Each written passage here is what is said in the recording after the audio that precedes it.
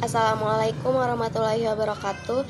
Perkenalkan, nama saya Nusinda Kulsum. Saya dari kelompok 2 akuntansi 19C. Selain saya juga ada teman saya yang bernama Rosa Amelia dan Pindi Noreni yang akan ikut mempresentasikan tentang konsep pasar finansial dan perusahaan. Materi yang pertama akan disampaikan oleh saya, yaitu tentang konsep pasar finansial. Pasar finansial adalah pertemuan antara permintaan dan penawaran akan aktiva finansial yang disebut sekuritas. Pihak yang memiliki surplus tabungan menciptakan harta keuangan atau finansial aset, dan pihak yang mengalami defisit tabungan menciptakan kewajiban keuangan atau financial liability. Perpindahan uang itu dilakukan dalam suatu pasar yang disebut pasar keuangan. Mengapa pasar finansial terbentuk? Karena aktiva finansial menunjukkan secari kertas yang mempunyai nilai dasar, contoh saham, obligasi, hutang bank, kewajiban sewa guna. Maka dari itu pasar finansial dibutuhkan karena pasar tersebut bertujuan untuk mengalokasikan tabungan secara efisien kepada pemakai dalam suatu perekonomian. Jenis-jenis pasar finansial. Yang pertama ada pasar uang. Pasar uang adalah pasar yang barang dagangannya berupa uang. Pasar uang juga disebut dengan money market.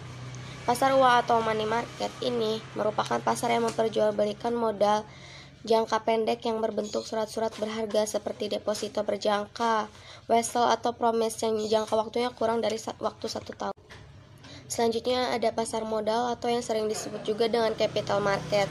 Capital market ini adalah jenis pasar yang memperjualbelikan modal jangka panjang.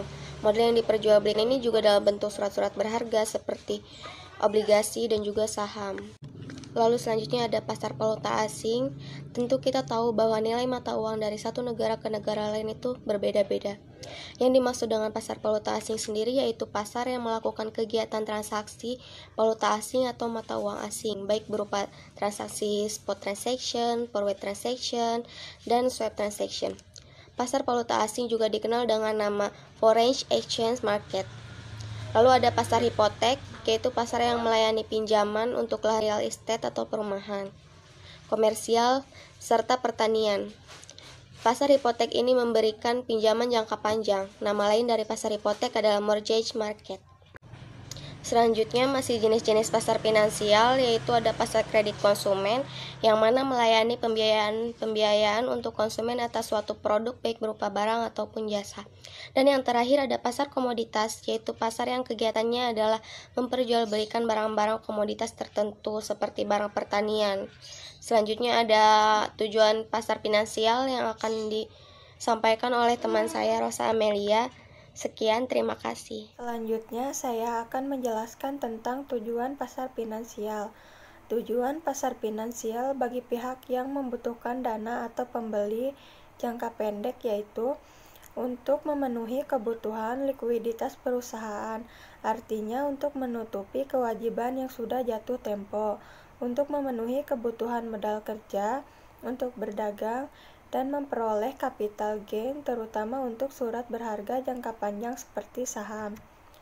Tujuan pasar finansial jangka panjang yaitu untuk melakukan investasi, yaitu perusahaan membutuhkan dana yang cukup besar, misalnya untuk pendirian pabrik baru, untuk menguasai suatu perusahaan dengan cara membeli sebagian saham suatu perusahaan, mengharapkan dividen, dan melakukan kegiatan spekulasi terhadap kemungkinan kenaikan harga kurs tertentu. Tujuan pasar finansial jangka pendek yaitu mencari keuntungan dari suku bunga yang ditawarkan kepada pembeli dan membantu perusahaan atau individu yang membutuhkan dana. Tujuan pasar finansial jangka panjang yaitu khusus untuk perusahaan yang melakukan emisi di bursa saham adalah untuk memperoleh dana atau modal guna melakukan investasi baru perluasan usaha dan membagi kepemilikan agar saham perusahaan juga dapat dinikmati masyarakat umum. Selanjutnya ada lembaga keuangan. Pada pasar finansial beroperasi berbagai lembaga keuangan, financial institution, tercipta berbagai instrumen keuangan. Lembaga keuangan yang ada dalam sistem keuangan di Indonesia. A. Sistem moneter. 1. Otoritas moneter, Bank Sentral. 2. Bank Pencipta Uang Giral, Bank Umum. Lembaga keuangan di luar sistem moneter. 1. Bank bukan pencipta uang giral (BPR). 2. Lembaga pembiayaan, yaitu ada perusahaan modal ventura, perusahaan sewa guna, perusahaan anjak piutang, perusahaan kartu kredit, perusahaan pembiayaan konsumen, dan yang terakhir ada perusahaan pegadaian. Assalamualaikum warahmatullahi wabarakatuh. Perkenalkan, nama saya Vindi Nuraini dari kelas AK 19C. Di sini saya akan melanjutkan pembahasan dari Rosa Amelia. Lembaga keuangan. Lembaga keuangan. Yang ketiga, perusahaan asuransi. Yang keempat, dana pensiun. Yang kelima, lembaga di pasar modal yang meliputi bursa efek dan perusahaan efek. Yang keenam lainnya yang meliputi pialang pasar uang. Instrumen keuangan. Instrumen keuangan dapat dibagi menjadi dua. Yang pertama, ada yang tidak dapat diperjualbelikan atau not negotiable instrument. Misalnya, bukti tabungan, kredit, klaim asuransi, dan sebagainya. Yang kedua, ada yang dapat diperjualbelikan atau negotiable instrument. Misalnya, sertifikat deposito, saham, sertifikat dana reksa, dan obligasi. Perusahaan. Berbicara mengenai perusahaan, maka tidak akan terlepas dari urusan usaha ataupun bisnis. Perusahaan memang sangat berkaitan dengan kegiatan usaha atau bisnis. Perusahaan merupakan tempat dijalankannya kegiatan usaha atau bisnis. Istilah perusahaan pada dasarnya berasal dari kata usaha, yang artinya memperjuangkan apa yang diinginkan.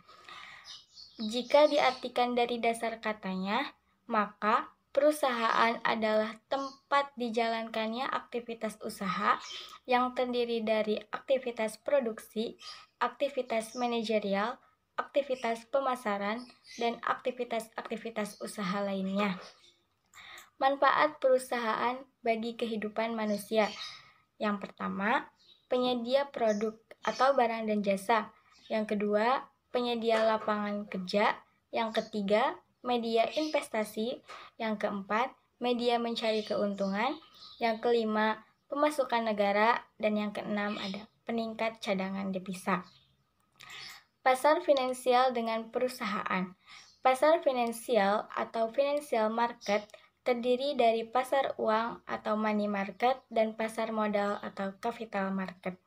Pertumbuhan ekonomi Indonesia memerlukan pendanaan dan investasi yang cukup besar. Terlebih, harus mampu bersaing di ekonomi regional dan global. Perusahaan yang terdaftar di Bursa Efek Indonesia dapat memperoleh dana investasi jangka panjang untuk pengembangan bisnis yang ada sekaligus ekspansi vertikal dan horizontal. Pasar modal berfungsi sebagai mediator antara pihak yang mempunyai kelebihan dana, para investor, dengan pihak yang memerlukan dana investasi atau perusahaan dari sektor real. Hal ini membuka peluang besar bagi perusahaan untuk mendapatkan dana murah untuk jangka panjang melalui penerbitan saham dan obligasi. Sekian presentasi dari kelompok kami, kurang lebihnya mohon maaf. Wassalamualaikum warahmatullahi wabarakatuh.